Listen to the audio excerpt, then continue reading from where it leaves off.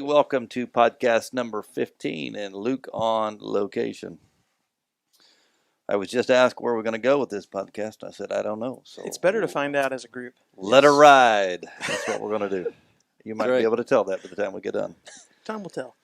So, guys, here's the thing. When we laid out this series, I don't know why we did what we did as far as picking locations and skipping scripture, but we have Totally jumped. random.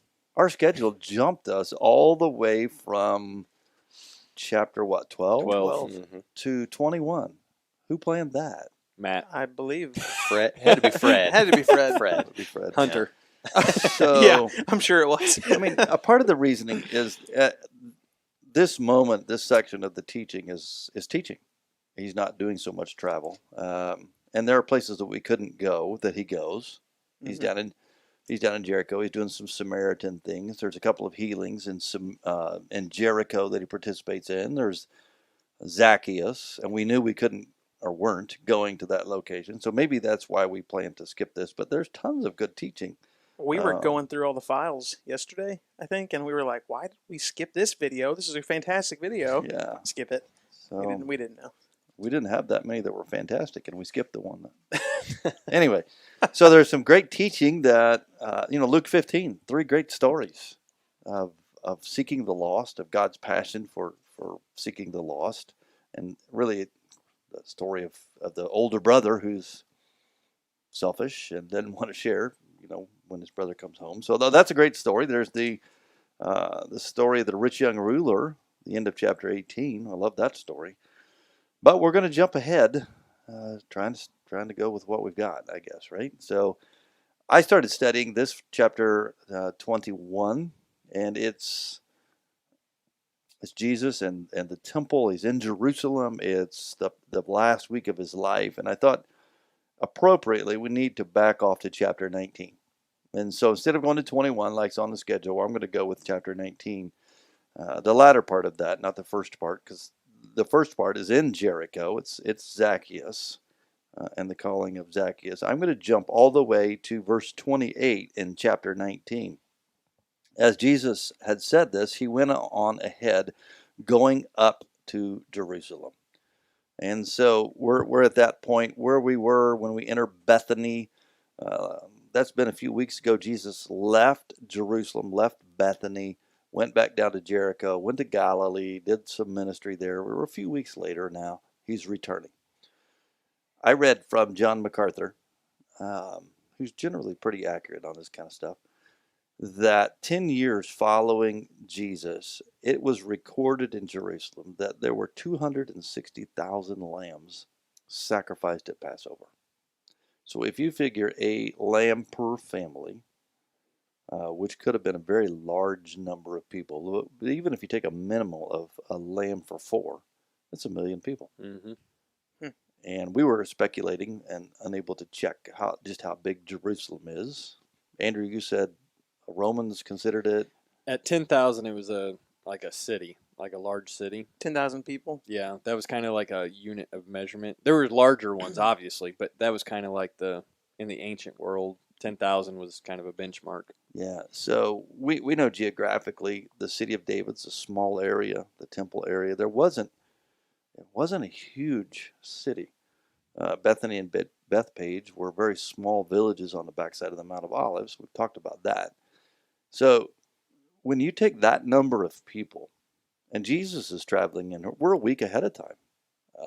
I suppose you're coming in to get space, to prepare, to get everything set. Jesus has a whole bunch of other things on his agenda for this last week, but it's crowded. I would assume, I'm trying to envision this, I would assume from the moment they left Jericho all the way across and up that 4,000 foot ascent, 14, 15 miles, crowds of people, shoulder to shoulder, coming in, and the buzz and the anticipation and the animals that they're bringing with them. And, you've got your backpacks full of supplies for the week because you're going to basically live on the side of a hill somewhere. There's just not enough lodging. Yep. Week-long camping trip. Well, the thing is, like when we were there, with your animals. we all said a few podcasts ago that it was like super busy, and it was just such a difference. I can't imagine 1 million people there. Yeah, it's hard It's hard to envision 1,000,000 people there on an ancient structure that didn't have motels, didn't have. I mean, Yeah, it wasn't Yeah. like you booked a room at the Holiday Inn Express or something. Well, they- I Airbnbs mean- were really expensive. Yeah. Yeah. Do you crash on the side of the hill, or you crash with somebody you knew? Right. I Well, mean, that's why we go to Mary, Martha, and Lazarus's Mhm. house. Yep. Jesus goes to his friend's house. So that whole scene, I just try to envision, the buzz, the excitement, the crowd coming in. I best thing I could come up with to equate it with was when you go to a ball game, and that's only 50,000 people. mhm. When you go to a ball game, as you get ready to cross the river, coming over here from the east, the roads all jam you down to the bridge, and a lot of times your traffic's backed up 2 or 3 miles. Hmm. That would have probably been the case all the way from Jericho. Wow. Pretty cool. So the buzz, the anticipation. We get to Bethany, and I guess the thing we need to realize about from Bethany to the temple to the center of Jerusalem, it's 2 miles. But this is the end of the longest journey ever recorded, because it's not just from Jericho. This started in heaven. That's And cool. It started in the garden, and it travels through the Old Testament. And this is the last 2 miles of a really long, well-planned trip. Isn't that a cool perspective? Hmm. It is, yeah. I got that from John MacArthur. So, but that's the last time I'm going to give him credit. From Okay. now on, I'll just say that, and it'll be Perfect. self-attributed. So as Jesus said this, he went up going to Jerusalem. As he approached Bethphage and Bethany at the hill called the Mount of Olives, he said to 2 of his disciples, "Go to the village ahead of you. As you enter it, you will find a colt tied there, which no one has ever ridden. Untie it and bring it here. If anyone asks you, 'Why are you untying it?' tell him, 'The Lord needs it.'" How do you react to that story? I've been like, all right. Jesus says, but here's the thing that they knew, and you pointed this out earlier, is it's a prophecy. And so, like, these guys would have known it. The disciples that were following him around, everybody knew the Old Testament. It wasn't like just the priests knew the Old Testament. Everybody knew the Old Testament that was a Jew. And so when Jesus says this, like, bells would have been going off. Like, Well, there's details in that he's saying a colt he that is, no one's ridden. Mhm. You know, like there's Zechariah 9. there's Yep. yeah, there's details in there that would have drawn them to the prophecy. Yep. It's a So it would have been 500-year-old statement. Here Yeah. we go. Yeah. Like, it's about to go down. So that's the buzz as we come into Jerusalem. The last 2 times he's been there, he was run out of town and they wanted to kill him, hmm right? And he's been doing miracles, he's been teaching, and here we go again. The anticipation, this throng of people coming. Wow!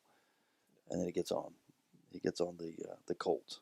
Well, and even in the declaration of that, they had a misguided perspective of what he was about to do. Because Are you That- talking about the disciples, or what are you talking disciples and the people about? Okay. as well, because when he rides in on the colt, like, that's a symbol of I'm gonna establish my kingdom. I'm the new king, And so Yeah, here's the this rub. reads like the coronation of a king, Yes. Yep. Which it is, but not as they expected that kingdom to follow. Right. It makes you also wonder if the owner of this, I mean, Jesus has been to Bethany a few times now, and it's a small village. He's probably seen, or at least, I mean, obviously he knows of. somebody who has experienced what Jesus has done Mhm. there. So it wouldn't have just been this blind faith of, yeah, sure, Yeah, whatever. Take my horse. He would have known that Jesus had some power and authority, and so, and that's something I've always missed until now. Because they said the Lord needs it. Yeah. Yeah. So he would have known who they would have been referring to. But you wonder about that dialogue, like if somebody would have like come kicking open the door, like, "What are you doing, man?" I don't know. The Lord needs it. The Lord needs But it. you're exactly right. Like, they would have, Well- their eyes would have perked up and been like, "Oh, here we go." Yep. Six months ago here, Lazarus is called out of the tomb. Mm-hmm. Right. And so everybody there knew who Jesus was. Yep. And this man's yeah, the Lord needs it. Hmm. Hey, anybody can call someone out of the tomb. You give him whatever he asks for. Yep. True. Yep. So they get it. They bring it in. They brought it to Jesus. They threw their cloaks on the colt, put Jesus on it. He went along. People spread their cloaks on the road. Matt, you had a really good horse riding experience out in Wyoming. Oh, it's didn't you? fantastic. I fell off like immediately. I had to get on the side of a trailer and hop on. I mean, it was bad, you know. Well, this is the first time here it says they put Jesus on. I just envisioned that. They put him Did- on. Did Okay. Did you have to get put on your horse? I did not. I did it myself.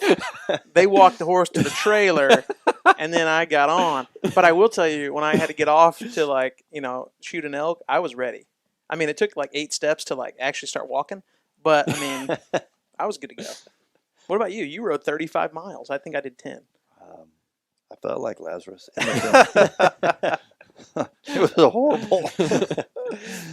I just noticed that. I don't know why I've never seen that before, but they helped Jesus. That doesn't even make sense. I don't know what that means. It's never been ridden, though, I guess. It's a normal animal. It's going to be jumpy. This is a side story, but when you said something about me riding a horse, the guy I rode a horse with, they put me on there and then they adjust the stirrups, so that your feet can be in the proper position. They had to take a knife and cut a hole in the stirrups to make them shorter. So I felt really good about the experience. Yeah. Gosh, I didn't hear about. I heard about that every day of the trip. But anyway, No comment. The Lord needs it. They brought it to Jesus, threw their cloaks on it, put Jesus on it, and he went along. People spread their cloaks on the road. My study was talking about that is a way of saying, I lay my cloak down like I lay my life down. I will lay my life down for you. I'm submitting to you as my king, as my authority. When he came near the place where the road goes down the Mount of Olives. Now, this is where we know where he's at. We've been there. Mm-hmm. And we walked it down, coming from the eastern gate, which is now closed off. And I'm going to talk about that in a couple of weeks. The Muslim crusaders closed the gate off to keep the Messiah from coming, which is pretty funny. Mm-hmm. And they put a graveyard there because the Messiah wouldn't come through a graveyard, right? And so that gate was there, and that road basically hasn't moved. That road is where they came down. Pretty steep, right? Pretty direct, but it's coming right to the temple. Down the road they come. They're anointing him. They're crowning him to be their king, basically, which is there's pretty risky political business going on here. Not only with the Jewish authorities, but with the Romans. Mm-hmm. Right. They're singing, Hosanna, blessed is he who comes in the name of the Lord, peace in heaven and glory on the highest. Some of the Pharisees in the crowd said to Jesus, Teacher, rebuke your disciples. I tell you, he replied, if they keep quiet, the stones will cry out. That's pretty powerful. Mm-hmm. So at this moment, everybody, not everybody, but the crowds are behind him. What a contrast to, remember guys, when we went to the western side of the walls and along Herod's palace, where the stone pavement was. Mm-hmm. I pointed out to you guys that location there seems to be where Pilate had Jesus come before him, and the crowd say what? Crucified. washed his hands. 6 days later. What a contrast. You said the word contrast, which made me think of this. If we remember back to where we started this series talking about Jesus being 12 on the southern steps and him asking questions to these, listening to their teaching, and they were okay with it then. But now, 30-something years later, not even, they're ready to kill him. Mm-hmm. What a difference 20 years can make. Well, and they 6 days in this story. Well, I know, Yeah. but I mean, Yeah. from where it started to where he is right now. so they're throwing their coats down and saying, "I will submit my life to you. You're the king." So long as it's the king that I'm expecting. When they find out Jesus is not the king that they're expecting, that's not going to overthrow the Roman rule, then they want to crucify him. It's just in 6 days. That's There's a so big many change. things here that bother me about this story, but the one that jumps out the most is how easy it is to sway a mob of people. How emotionally directed we are. We don't always think through our decisions. We feel through our decisions. It's dangerous.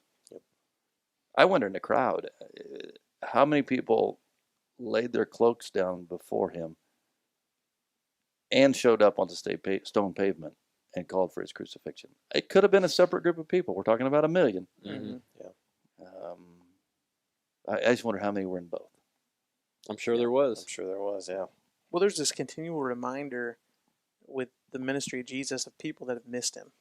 You know, all throughout the Gospel of Luke, we've seen that over and over again. The kingdom was here, and they missed it. I think there probably were people in both too, because I think sometimes we find ourselves on both crowds. Mm-hmm. We move back and forth. Depends on how it's feeling oriented. It's driven by emotion. Well, so all the teaching, even leading up to this point, it can really be captured with this idea of like Jesus wants our hearts. And so in their idea of what the heart is, the heart was connected to the mind. Mm-hmm. It wasn't a separate emotional response. It was, if Jesus has your heart, he has all of you. That was the concept of like an Eastern, person, still is today. You capture the heart, you capture the soul, essentially. And so all the teaching about greed, about, money, all these different issues from 12 all the way up to here really is about the heart. It's about one thing. You're exactly right. And it's about this idea of like, you follow Jesus with all of your heart, with all your soul, mind, strength. The rich young ruler story that we skipped. Yeah. Mm-hmm. It's the heart. Leave it all and follow me. Mm-hmm. And so that's where we're at here, is like people's hearts are futile as far as like, if we are left to ourselves, we will chase whatever teaching that sounds good. We'll chase, the next best thing. And we'll go with the crowd. We'll go with the crowd. When Jesus says, I want you, like, I want to, you're valued, you're loved. I want you, all of you. And then you got to make that decision. Like, if he's going to all of me, then that means I have to submit my life to him. And so even though they're submitting, I think is interesting. They're laying down their cloaks, right? But their hearts are not following. Like, so it's still a self. There's still self in all of this. It's self-motivated. Yes. Because I want to be on the winning team. I want to be, it's the guy who, the night Michael Jordan scored 69 points, they interviewed him. Yeah, Jordan and I scored 70 tonight. Because he had one. Yep. If there's a team with somebody that dominant, I want to be on it, and that's what they're proclaiming here. They don't even know they're not even listening to what the team's all about. Right. But they know he's performed miracles all over the place, so they don't deny that. And now he's making his entry into, and they go like, "Oh, he's gonna overthrow. I want to be a part of that." Yeah, this week this is what we've been waiting for. Yep. But not waiting for this king. Right. Yeah. And that's why verse 41 jumps out. As he approached Jerusalem, he saw the city and wept over it. So we know that. You come over the hill, you start down that path, you see before you Jerusalem, right? The picture we used last week with the looking through the window, the Dominus Flavius Church, that's where Jesus stopped to weep. That's what that's about. It's shaped like a teardrop. That building actually literally is shaped like a teardrop because he stopped to weep over the city somewhere along that route because they're not getting it. They're lost. It's going to be part of where we're heading in this story. It's going to be destroyed. In AD 70, the Romans ramshack the place and destroy it, and he sees all that coming. But I don't think it's the physical destruction that's got him so upset. It's the fact that they're missing it. It's 1 million people gathered here, and we're still counting on the blood of a lamb. He said, if you had known this day that what would bring you peace, but it's hidden from your eyes. So he goes in, he clears the temple, and chaos ensues. This is the last week of Jesus' long journey here on earth. Wow. You get to chapter 21.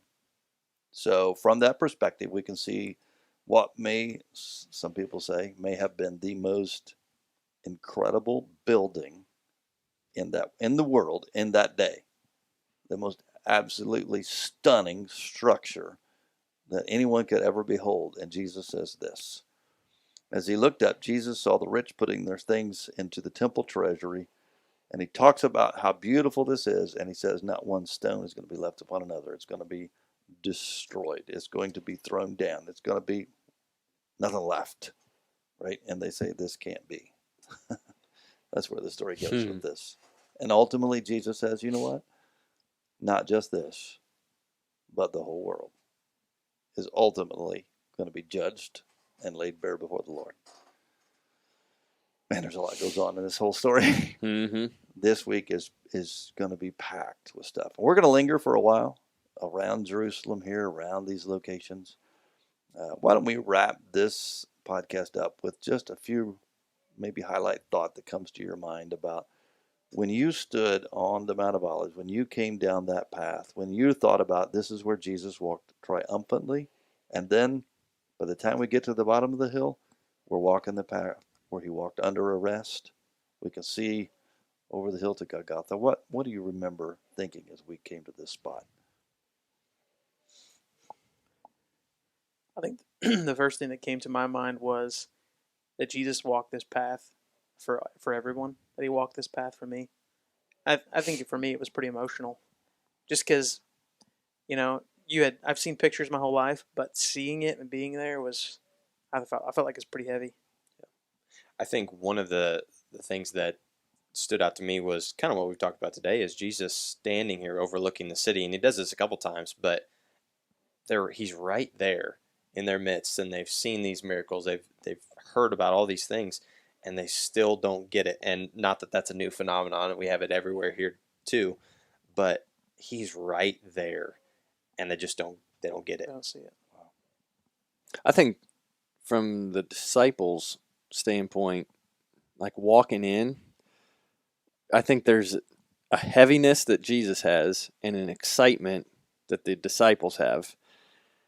And as we walked down that, I was like, there was a bit of excitement even for me of like, this is where Jesus walked. Like, this is so cool.